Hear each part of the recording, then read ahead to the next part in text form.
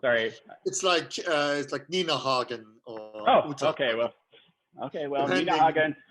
yeah. Nina Hagen and I go back a long way, so Good. we're good. I had a boyfriend in San Francisco who was obsessed. Like, if there was like a version of Grateful Dead Deadhead, he was obsessed with Nina Hagen, and so anytime Nina Hagen got within an 8-hour drive of San Francisco, we were there. Okay. Yes. So, and not that that's related to you or anything, but no, she's not related to me. I checked. No. Well, my last name's Swank, and I for a long time I used to get, oh, you're related to Hillary Swank, and I'm like, no, not actually. There's more than one in the world. So we're joined this evening by Stefan. He is traveling. He is in northern Michigan right now, right? Yeah, Traverse City. Traverse City. So some of you might know where that is. Some people in Michigan, maybe? I don't know. I'm crossing over here. Where did I put it on where did it go? There we go. Are you guys seeing Stefan Hagen's work? Or something different? I see, yes. Okay, thank you. I'm sorry. I'm used to working on 2 screens, but there's construction happening for the Zona Mako gallery space. So hopefully we won't get too interrupted. I'm up in my loft right now, which is why we have all this, fabulous color ranges and things going on behind me, because I like to play with light a lot. Stefan, can you tell us where you normally work from? Well, I'm based in New York City, but so when you look here at the website, there is actually, the top left there, that is in New York City. And so this is, it was a big, no, you're on compassing now. Go back to, yes, here, crossing, walks and drives. So this is from a series, when you go on the left here. Okay. That's crossing the Upper Bay. Crossing the Upper Bay on the left, you see. Okay. Crossing north. Down. I can share too if you like me to. Oh yeah, why don't you go ahead and share? Okay. Like I'm running into. Share screen, and then I get here. Okay, now you're on my reading. Okay, here we go. So this is from a series where I basically started these longer exposures.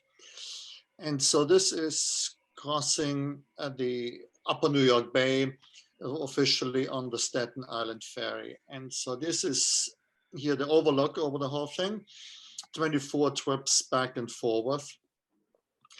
So I'm not just sort of speeding a little bit through here, but so this is always one exposure is one trip across the bay. And so this is then the morning sun, and since the ferry doesn't go in a straight line, so it becomes very jagged. And so let me go back here to the index. So this goes on and on then, and it's always facing Manhattan. So this is then the back of the ship or the ferry, and then the other ones are then, that's the front of the ferry. So this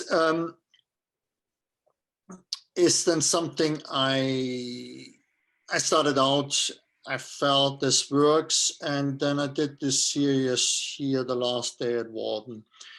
Now,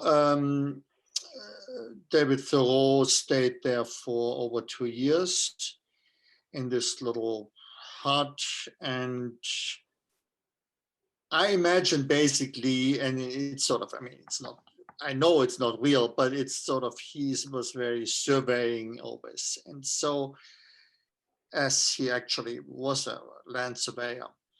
And so this is the last day, full day he spent at Warden Pond.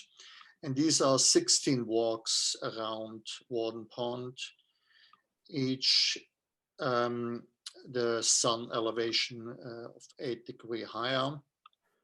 So it's more in the beginning and then less during the middle of the day.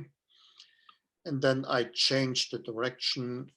And so one exposure is one walk around it. So about 30 minutes or so. Wow. What kind of camera are you using for this?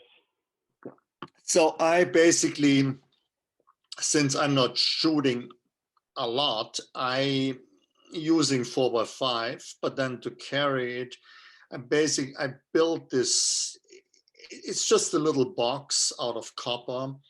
Mm-hmm. And with a large format lens on it, a Super Angulon, a 75 millimeter. So it's this very small contraption, since I don't have, I mean, it's always focused on infinity. And then each walk I have a large format negative. I started out with 2.25, but it made sense then, since, you know, I'm not shooting that fast. Right. I do them. Then and, you're shooting film or is it digital? This is all film. Yeah, okay. I mean, by now you can expose digital for 30 minutes, but it's the chips don't really like it. And then also sometimes photograph into the sun, you get very much, I mean, like a 20-step contrast. Right. And that is on negative film, you can still handle that. On digital, sometimes it just loses it. Right. That's why I was curious, because the depth of the color and the tonal value there's such a wide range that I couldn't imagine with that kind of exposure you get that with a digital camera. Yes, I mean, of course, there's a lot of dealing done with these ones I printed in the beginning too. I mean, these are from 2003, yes. And so I printed them in the darkroom. But now then I scanned in and do digital sequence now for these. And now your process has changed. You don't print yourself, or? You mean for the? I prefer, for a lot of them, I prefer digital sequence. But then some things, like what we're showing here with you, that's inkjet prints. Okay. Just makes more sense. I mean, it's sort of something.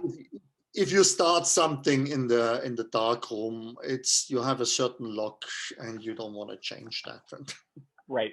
Yeah. No. I mean, there's definitely a quality that comes from that experience.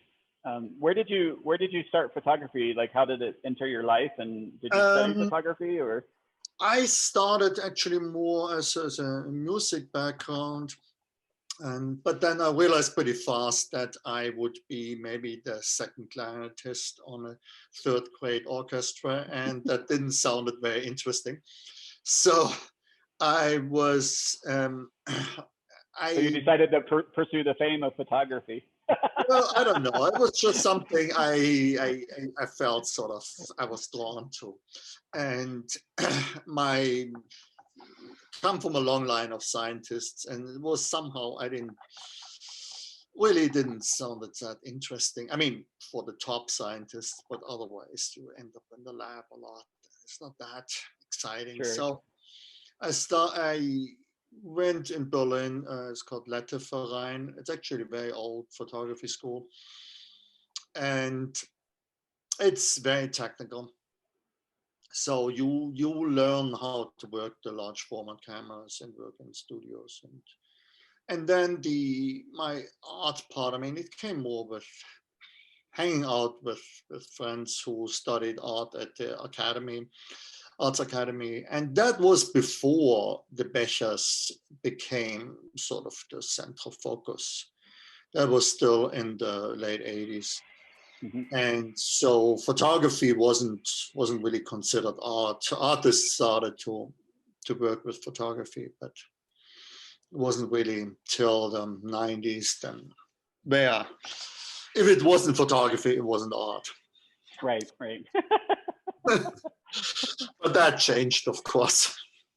And how long have you been in the States, in the United States? I got then in '89, I wanted to see what this whole New York is about. And we don't, I mean, I started in Berlin, and Berlin is a fantastic city, but that was still while the wall was up and there was no work there basically. And we don't really have a metropolis like that in like Paris, London, New York, or something like that. And New York is just the easiest place for an outsider, because in the creative field, I mean, you hardly meet anybody from New York anyway. So everybody from outside. So it's just, you know, and then once you're there for a while, you're just, why leave? Right, right, yeah, yeah. There are very few real New Yorkers. It's like unicorns, you know, people who are born and raised in New York. They don't exist in the volume that they used to. So. Yeah, I mean, yeah, I know a couple, of course, but yes, right. in general, no. I mean, And, even the famous, I mean, a lot of famous New Yorkers, I mean, they grew up in New Jersey and then. right. And you say you're from New York. Or Long Island, yes. Yeah. Well, I grew up in Indianapolis, Indiana, and when I went to school at the School of the Art Institute of Chicago, everybody used to say they were from Chicago, but they would be like from like Evanston, Indiana, like, you know, 3 hours, 4 hours away, or, you know, like people are very generous with the, you know, the metro area of any city. So, and the series that we have in our show is the diptychs and triptychs too. Yes, that is, let's go here. So the dancer Stefan Maria Marb is actually, we went to high school together and at some point lived in the same flat and always kept in touch. And he developed then sort of his own style. It's derived from the tradition of Buto dance, and met then Tanya at some workshop a long time ago, probably 30 years ago too. And he lives in Munich still. Tanya lives in Ljubljana, Slovenia. So, but they always meet and collaborate. That is sometimes a little tough because they are both strong people. So it's hard for them to collaborate. But they're certainly working in the same direction. So at some point, I started this project. We're going to talk at some point, the Montello Foundation. And so I was working to get this building built and frequently traveling towards Montello, which is the northeast corner of Nevada, and therefore right next to the salt flats. So he was just intrigued there. And then at some point they came, Stefan Maria and Tanya, and also a friend of theirs, Sabine Scharf, who was a filmmaker. And that just came, and we didn't really have any concept what we're going to do. And so I just started, we went on the salt flats. These are things I photographed in '87. We were basically just out of school, and this is in a garage. And so these are sort of this first. And then, so this is from the salt flats. And the concept that to do these diptychs, triptychs, that came then afterwards, because there was an exhibition already lined up then in Munich.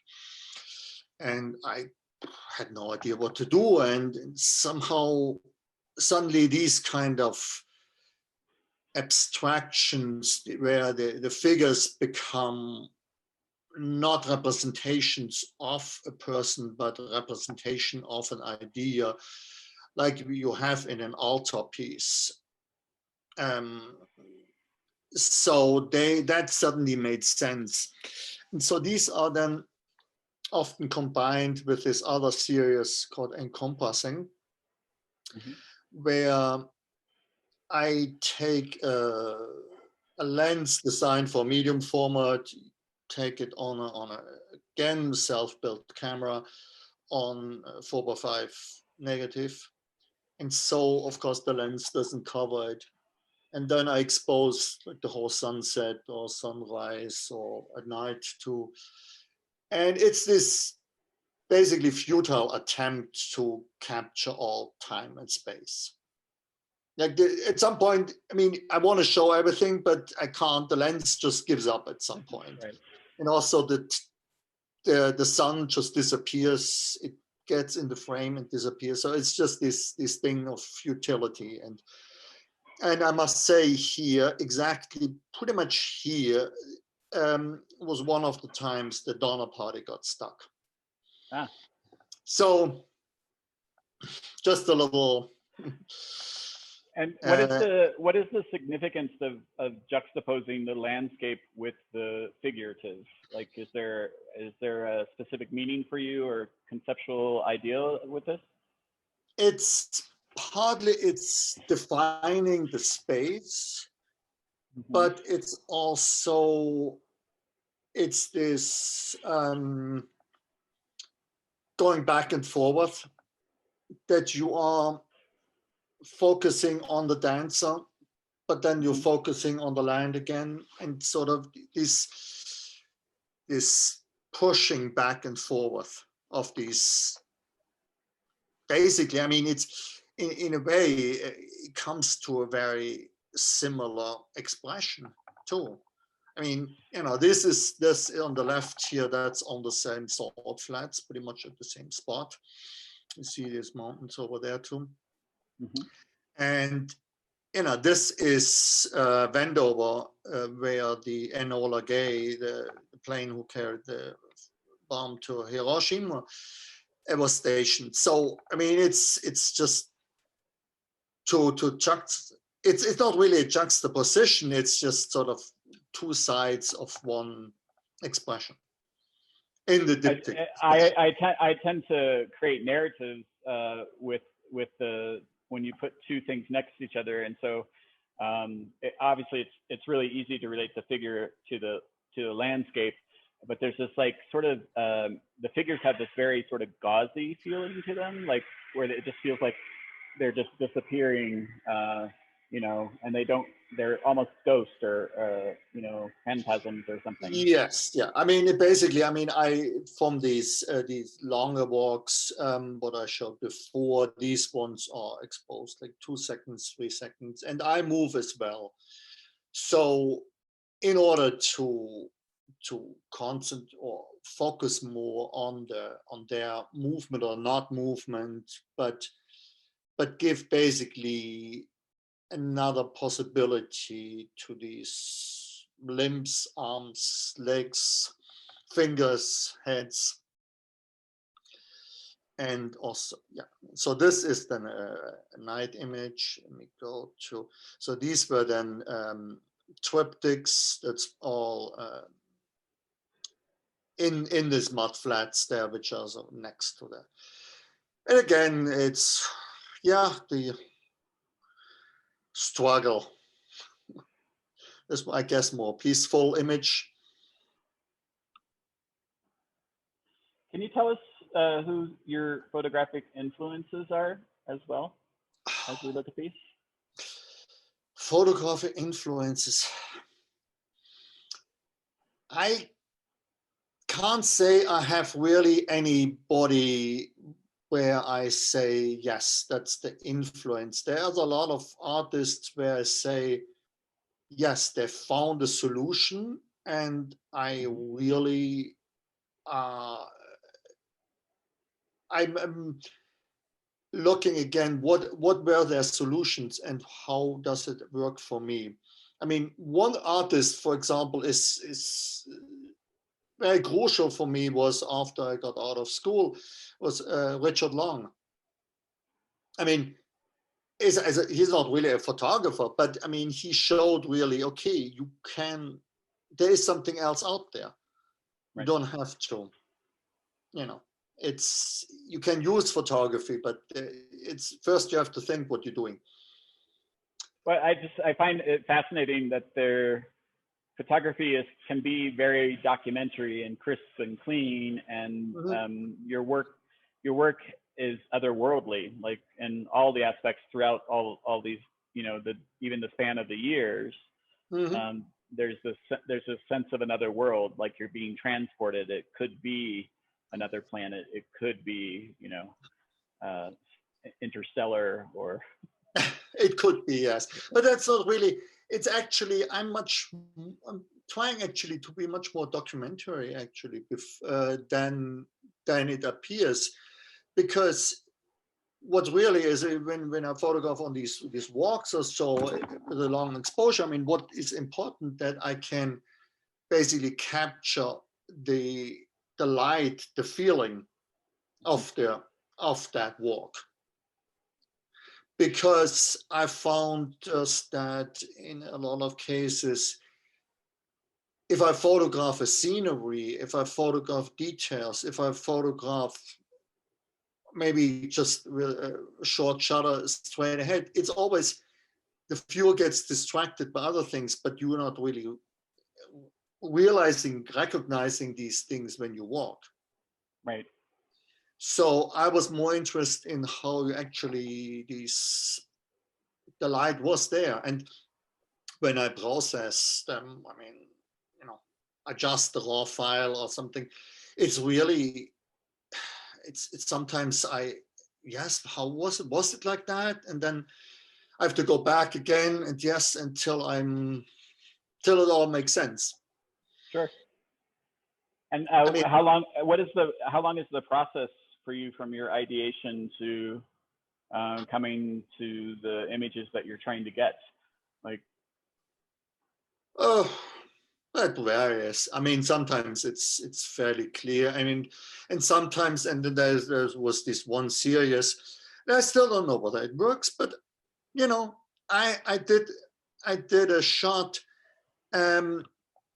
just as a test, and that was sitting over my desk for like 2 years. So I was like, maybe there is something there. Maybe there is something there. It's basically how I am in the landscape too. I mean, me. So there's this whole series of me in the land. I mean, this is maybe the most successful, where it's the challenge to deal with the two-dimensionality of the photo while I'm in the three-dimensionality of taking the picture. So I can actually touch the light then in the picture. But of course, while I'm photographing, I'm not. And so I have to deal then with. So these kind of things sometimes they take. And some are, of course, much more conceptual, like crossing the North American continent. I mean, this is just, okay, I'm going to photograph the whole continent from New York to San Francisco. And that's how it looks. And basically, that's how it looks when you think about drives where you just had something else in your head. You just drove for 200 miles somewhere, maybe to visit somebody, and you were thinking about this. But I mean, how was that trip? What did you see? I don't know. There was a road. Yeah, sure, there was a road. But yeah. Do you meditate as well? Yes, but these feel like meditations. That's why I'm asking, because they have a very meditative quality. The process seems meditative. I'm just curious if you have a relationship with meditation. Yes, I mean, there is, of course. I mean, this is something really sort of meditating. But I mean, of course, be honest. I mean, it's not always meditative to do these. I imagine it would take a significant amount of concentration, because you're even for these time lapses when you're walking. I mean, but of course, while you do it, there are technical issues from being cold, walking in the water in March and, you know, dealing with other people. I mean, this is a 20-minute exposure, walking 1,000 steps into the sunset. I want to have it as a meditation, and yes, but yes. They're all, I mean, there are all kinds of forms of meditation. And sometimes, for me, if I'm trying to work on a specific composition, I need to get myself into a meditative state in order to shut out all the other noise and actually see what's happening in front of me too. So, but I definitely, I look at these and I'm just like, oh, I mean, they sort of, they exude this sort of ideal of meditation to me, where I just want to be absorbed in them. And you live in New York City, so I think the contrast to, like, living in New York City and not being like a street photographer or a fashion photographer. You can live pretty quiet in New York too, if necessary. But yes, well, in that sense, it's meditation, as meditation is the end point here. I mean, okay. It's the sort of, and what I do is I don't count to 1,000. I have basically a metronome, which 50 beats a minute. And so I get in the rhythm. I mean, it is, and from looking from the outside, I know people like, the hell is this guy doing here? So yes, I mean, in that sense it is. But if I truly meditate, I mean, then I'm not photographer. Right. You can't detach. Can you comment a little bit on because you said that at the school you went to, that the technical was very important, and I'm curious, when you were mastering the technical, were you able to be this creative, and how has the technical supported your practice as well? Well, the technical helps you quite practically, that you can go to New York City and assist, and you can just walk in any studio and work. I mean, yeah. So that certainly helps. For my work, yeah. I mean, of course, I don't have to rely on other people. I mean, I can work with any camera. I can, if I need to figure out how the Palladium process works, I can figure that out. I mean, I know what of course, a lot of what we learned is obsolete now. I mean, at some point I knew what the whole chemical process of the fixation process is. I mean,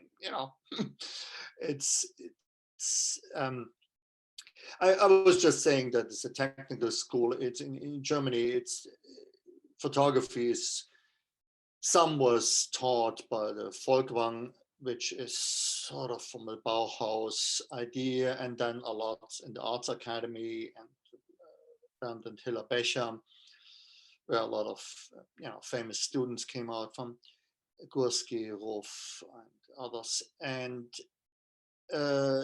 so it wasn't like we learned anything about art there. Now, this was really about surviving the advertising. I mean, that was sort of the highest. Well, oops, you muted yourself. Okay, yeah. Sorry, we were in loud construction sound, so I muted for a moment. And so, can you talk how your voice as a photographer artist developed after school then? Because this is it's a very developed voice. It's very singular. I see you on every single part of it. So I guess one thing also influenced in a way that being very technical, I did a lot of studio photography afterwards then, and also my own work was studio photography for a while. And it was the point where I had control, and in a way too much control. I could do anything in the studio. There was not anything by chance. I knew how to set the light exactly how. And that got me to a point where I was like,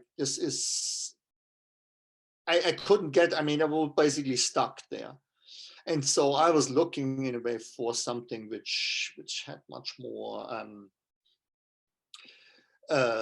outside chance in it, and I couldn't control something out of control. Of course, now when I photograph, I mean, there is then, especially the dancers. I mean, I was doing a session with Stefan 2 years ago, and I came back with 800 images.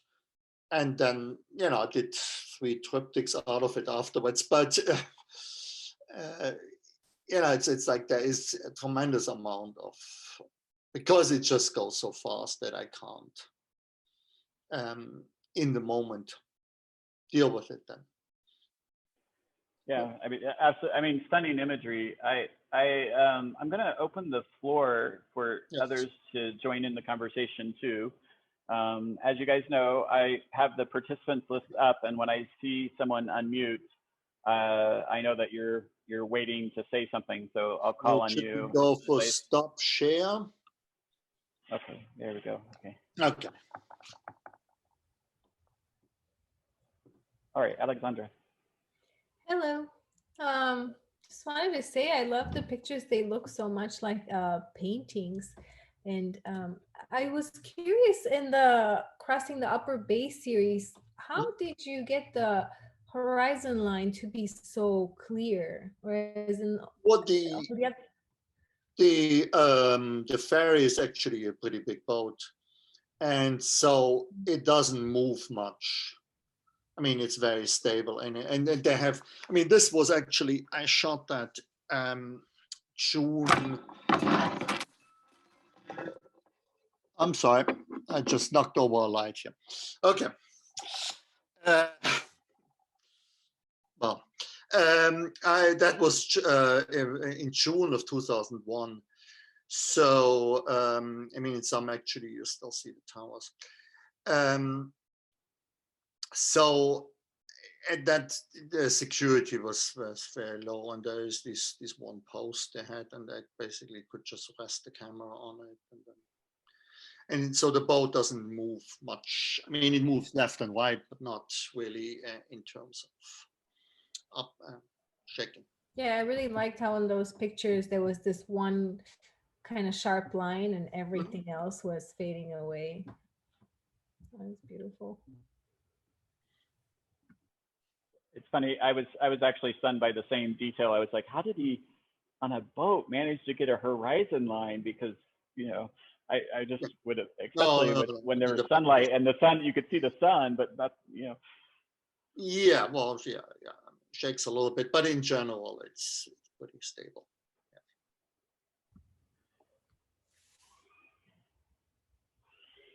More questions from the group? I have a question, comments, and yeah, I find your work very beautiful. It is, there is a meditative quality, but more it sort of looks like spiritual to me, and then also sort of earthy and spiritual.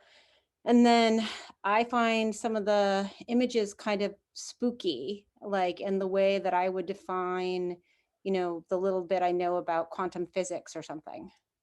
And so, you know, like sort of something I can't quite put my finger on or can't quite touch, or and this sort of like I'm looking at something unknown. So I find them really compelling and beautiful. And then I'm just curious, like you do have a very singular voice and specific aesthetic that you're working with and methods. And I'm just like, just because I know that's probably evolved over a long period, and you mentioned being a commercial photographer or assisting. So I'm just curious about what your older work is like, and your studio work and things like that, and how that evolved, because it really does seem like a contrast to any kind of commercial work. Quite the, I mean, I'm not that you wouldn't sell it, but you know, quite the opposite, like abstraction. Yes. My older work. I mean, I don't even need to see it. I'm just like curious about how, and yeah, and this is technical in a way, you know, but. Well, I mean, one of my I have to put it on my website at some point. Actually, when I was it was still before photography school. I was photographing this one path in Munich in a park, and it is one of these parks which were sort of, they're called English gardens, which are sort of like landscape, like Olmsted did in New York or so. And I photographed, and I was struck by this one image I took from it. And so I took like, I don't know, 100 images, various images of this path, and where these various different, what suddenly happens all with this path. And these kind of things. And then in the studio, I mean, I did, these were, I guess, a little bit influenced more like Bauhaus style, these kind of things. Very stark too. And in terms of the eeriness or so, I mean, you know, what if we were looking here at this crossing the continent here, for example, in this image, you see the tower still there. I mean, that is, of course, a little eerie, sort of in the left quarter of the Manhattan Island, what you see there. But when I select the images from the dancers, I give anything where I have some reaction to it, I just give a star. And then I go again through the stars, and, you know, and then anything which has a reaction more is 2 stars. And then it just goes this way. And at some point, sometimes are these where I'm just, I don't know who took those pictures. I must have, I don't know what's going on there. I mean, like, for example, the one on the right here, I mean, go back one, please. Yeah, like the one on the right. I mean, this is not a photo where you would think, oh, this is a great photo, but then it keeps going back. It's like, yeah, what's going on here? And I feel like, yes, this is something which is not going to tell you the story in when you just quickly look at it. I mean, this is a longer story with this one. Yeah. So, John? I see. Yeah, John. Am I unmuted? Great. no. I find them absolutely hauntingly beautiful. The thing I'm interested in is, you know, because I shoot digital, how in the world do you get, how do you know what you're shooting on film? I mean, are these happy accidents? No, these are digital. These are digital. These are digital. Yeah.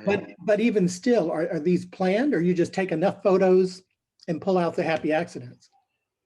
Well, I mean, these ones, there are a lot more happy accidents in Okay. these ones in that series, because that was sort of the first sessions I photographed with the dancers. By now, I have more of an idea what to do and what works and not. But there is, of course, I mean, yeah, Well, whether they're happy or not, but they're accidents. I mean, for example, if you're walking toward the sun, how do you keep all that cluster of lines almost circular? Is that done in post, or is that just because you're very steady when you're walking? I'm very steady when I'm walking. There you go. Magical. Yeah, I just find the relationship interesting, but also, like, I've worked with dancers before, and dancers are like the most. I was the art director for Dance Magazine in New York City, okay. And dancers are the easiest people to photograph because there's so much drama in the way that they move their body, and it's so otherworldly that if you give them a set of parameters, they will show you things that you never thought about. So I love photographing dancers. Like, it's one of my favorite things, and designing with dancers in mind. Yeah, no, it's of course, you know, there's I mean, these are fairly new here, and so I had much more experience already, what I can do and what I can get away with and what could work out. And so, this was an installation then of that from the salt flats. How are these installed on the wall? I can't see I don't see. They are with, there's this magnetic tape, Okay. and one is basically taped on the wall, and then they are pinned between these two magnetic. Okay. tape. Okay. It's not very good for the wall, but. Well, I mean, I asked because a lot of transport to Mexico is a very complicated process, as some people in the group know. So I'm always curious about different display methods because we have really great print service bureaus here too. So I'm just looking at different methods of hanging. Yes. I like the seamlessness of it, and then also there's no shadow from the frame itself. So. Yeah, no. I mean, of course, you know, I make them look good here on the website. Okay, I mean, you know, there's a lot of retouching happening here. What is the role of Photoshop in your work? Are you like a traditionalist? Well, I don't want to do anything which you couldn't do in the darkroom. Okay. But it's, of course, it gives me possibilities to adjust and adjust the color temperature, these kind of things. I mean, which sometimes would be just on film, and then if I don't photograph in the sun, then I can be a little bit easier with the exposure because the raw format is helping then. And also, of course, the digital helps me. And this is film, actually. Digital helps me then, of course, to check what I'm doing. So do you ever find yourself actually in the streets photographing New York City in this manner as well, or? No. I mean, I did it, I mean, when I first came here, but it's also, I mean, I love doing amateur photography. What I call amateur photography, it's for the foundation. When I published always for the donors, there's a calendar, mostly flowers and animals, and it's great. I mean, amateur is from the Latin word amare, to love, to do something. It's fun. I don't have to think about, you know, whether it reflects the plight of humanity. It's just nice picture. It's fun to do that. I call it sketching. I think it's like a visual form of sketching. You know, there's sort of a gestural, loose quality to it. You don't attach to things. You make observations that you know, and then they're not as important either. Yeah. And these are all basically very short walks. I mean, these are like 3-4 seconds. But again, I mean, I just don't want to have the details to distract from the general idea where we are and what's going on. Well, they're quite beautiful. Any other questions coming from the group? I had one. It's more like a comment. I really second that idea of the painterly qualities. I think it'd be really interesting to see it curated with paintings. Well, if you go for walking under the infinite sky, quick, you see on the left, Michael? Yeah. Yeah. So this is a series then I did with Patricia Watwood, who was a figurative painter. And so if you go for images, oops. Sorry, I have all these screens blocking me. Okay, so I was looking for the navigation. Okay. There we go. Okay.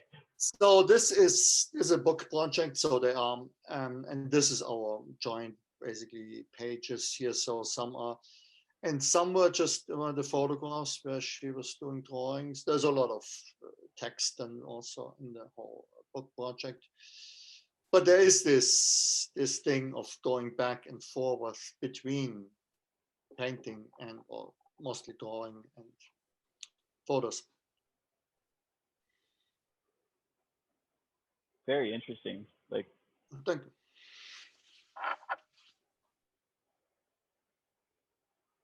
any other questions?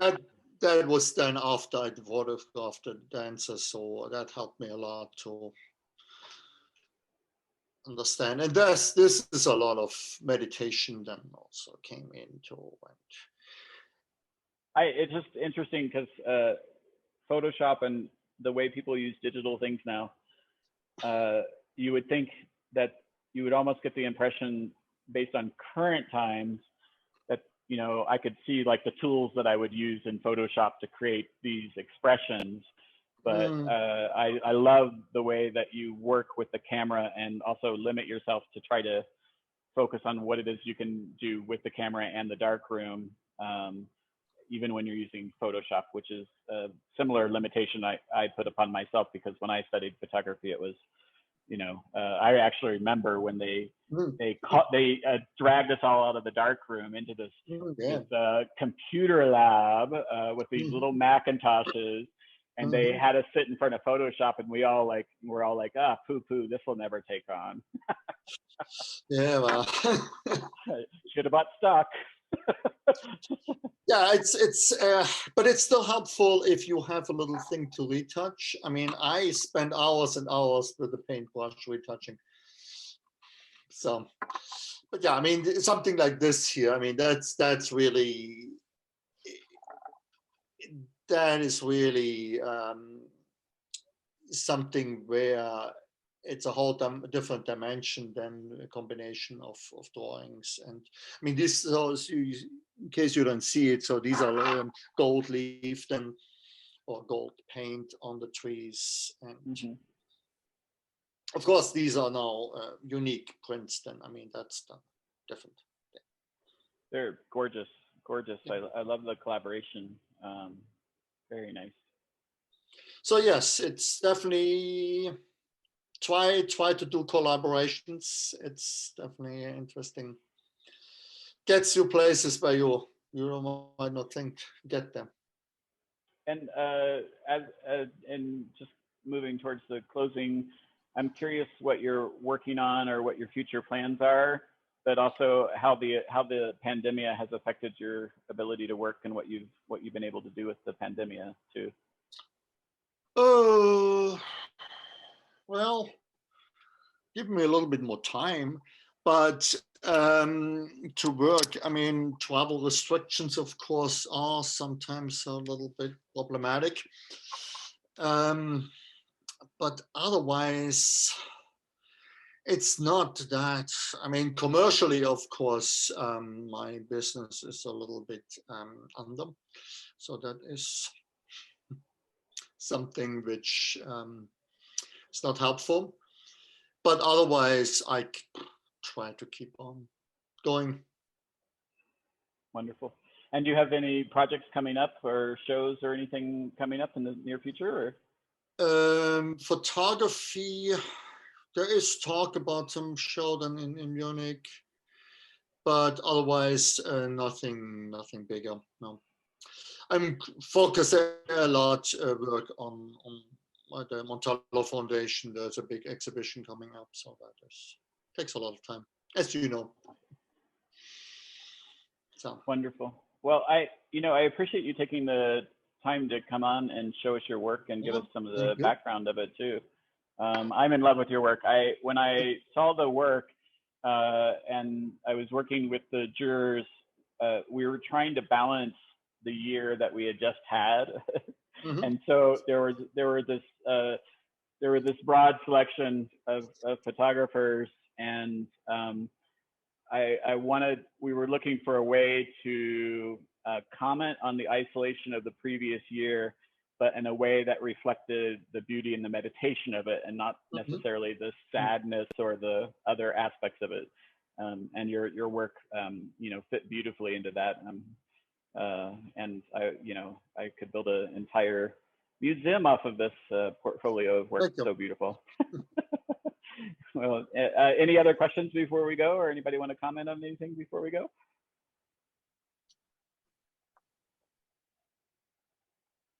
No? Okay. All right. Stefan, we're going to stay on and continue with our residency meeting. So, oh, Una. Oh, no, I was just like, you said you're part of a foundation, Montello Foundation, or? Yes. So Montello Foundation is something I started over 10 years ago, but the main idea is the artist residency, which is in the northeast Nevada, near the village of Montello.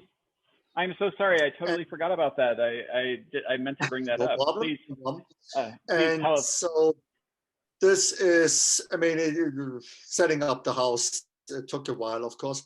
And so this is the 7th season is coming up.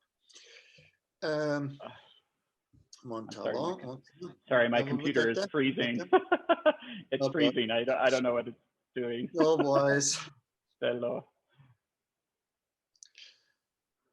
With 2L, but maybe it should still find it. There it is. And wonderful, you were there before. Okay. And just click anywhere in the red square. So these are actually already then the artists going out.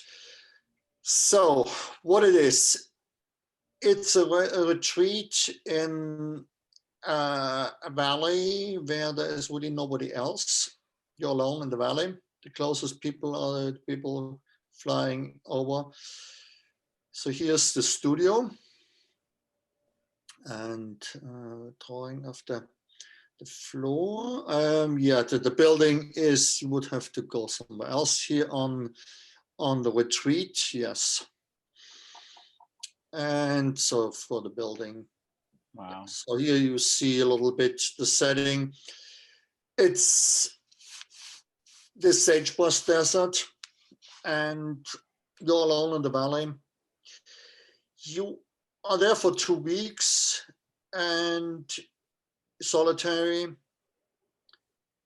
And some people struggle a little bit with the solitude, as I find out then afterwards, but everybody wants to come back. And the idea is basically that when you're alone there, you are not focusing on anybody else. Also, there is no cell phone reception. So there is no Wi-Fi, no cell phone. You're there.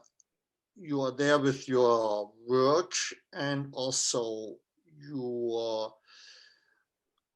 how you interact in the society at large. Because if you're alone, you don't focus on somebody else, like, oh yeah, I'm gonna have dinner with that or not dinner, and being social and not social. You can be as social as you want. I mean, maybe the coyotes are gonna answer or not. It's you're social. At the end of the day, social is producing work you're gonna share then afterwards with the society, basically. It's beautiful. So, and I don't look for results here. I mean, in the manual they get is basically the idea is they come there because of merit and they should explore and sort of question everything or not question. And it's of course very different. Some mid-career artists and who are also older, they just know what to do and they just move in there and have the studio, they have their quiet time and that's all done. And then the others who are never been outside of big cities, and for them it's just life-changing. Yeah. And, I mean, you can imagine. I mean, it's something they have never experienced before in that sense. Yeah, this is a map of the light pollution of the area. So there's only like 5% in the US, which is really dark. And so this is one of them. Very special. Yeah. Well, again, thank you for sharing your work with us tonight. And, you know, super grateful. I'll be editing this and putting it up on the YouTube channel. I'll send you a link soon. It'll probably be up in the next couple of days. Okay. So thank you again. And I hope that we get an opportunity to work with you and talk to you again in the future. Beautiful.